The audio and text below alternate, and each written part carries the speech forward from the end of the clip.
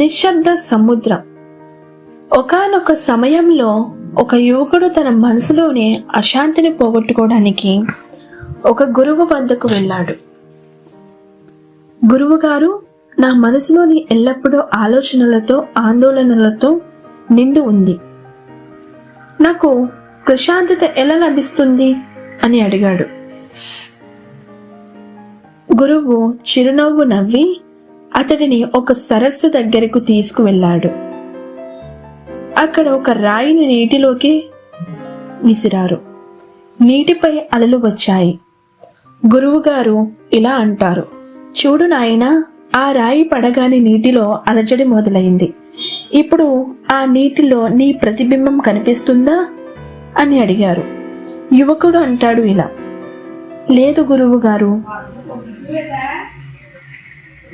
నీరు కదులుతోంది కాబట్టి ఏమీ కనిపించడం లేదు.